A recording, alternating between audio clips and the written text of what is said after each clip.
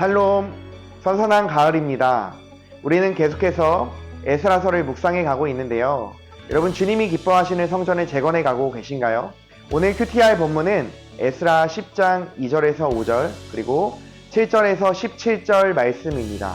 삶의 소망을 주시는 하나님이라는 제목으로 말씀의 은혜를 나누기를 소원합니다.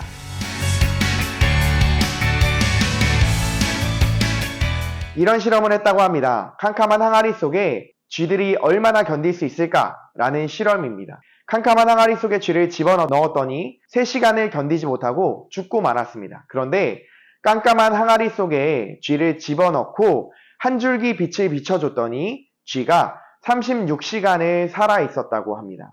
깜깜한 항아리 속에서 3시간도 버티지 못하고 죽은 것은 체력의 문제가 아니었습니다. 이유는 절망하여 죽었다라는 결과가 밝혀졌습니다. 근데 한 줄기 빛을 보고 쥐가 36시간을 살았던 것은 소망을 가졌기 때문이라고 합니다.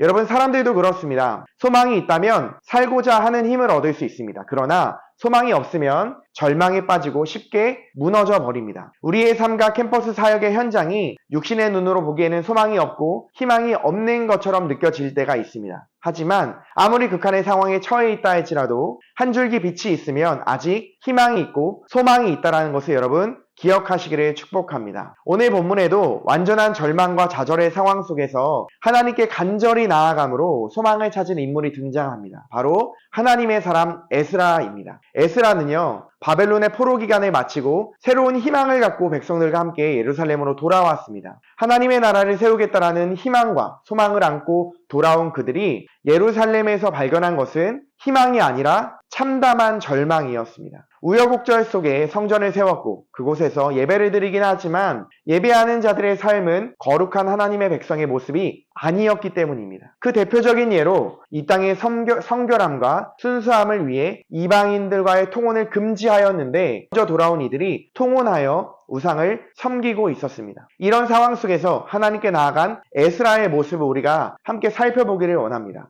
먼저 절망과 좌절의 상황 속에서 에스라는요, 하나님께 회개하며 나아갑니다. 오늘 본문 말씀에는 없지만 1절에 보면요, 이렇게 나옵니다. 에스라가 하나님의 성전 앞에 엎드려 울며 기도하여 죄를 자복할 때에.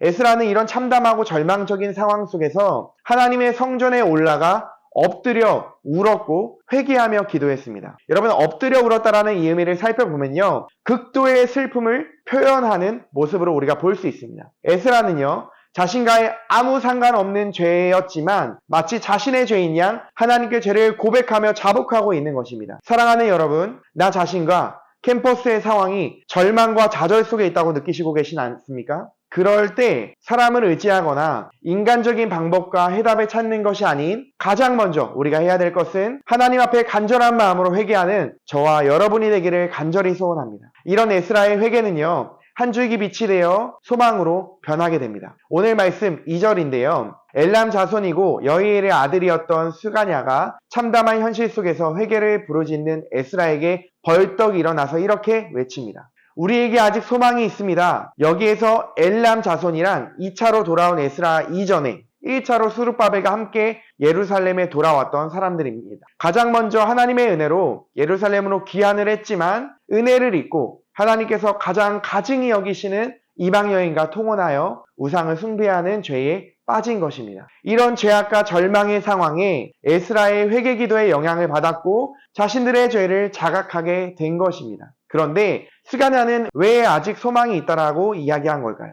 그 이유는 3절에서 언급하고 있습니다. 곧 내 주의 교훈을 따르며 우리 하나님의 명령을 떨며 준행하는 자의 가르침을 따라 이 모든 아내와 그들의 소생을 다 내보내기로 우리 하나님과 언약을 세우고 율법대로 행할 것이라. 여러분, 한마디로 진심으로 회개했기 때문인데 그 회개의 기준이 된 것은 바로 하나님의 말씀이었기 때문이라는 말이었습니다. 이처럼 소망이 있는 이유는 그들이 하나님의 말씀이라는 기준 앞에 회개했기 때문입니다. 그리고 에스라서 10장 5절부터 17절까지는 그 말씀을 통해 진정한 회개를 실천하기 위한 방법들이 언급이 되어 있고요. 그리고 18절 이하에는 말씀을 실천한 사람들의 이름이 나열되고 있습니다. 사랑하는 여러분, 그리스도인에게 절망과 좌절이 와도 낭망하지 않을 수 있는 이유는 말씀 앞에 돌이킬 수 있는 기회가 있기 때문입니다. 말씀 앞에 진실하게 자신을 돌아보는 자에게는 여러분 소망이 있는 줄로 믿습니다. 오늘 하루의 삶 속에서 에스라와 같이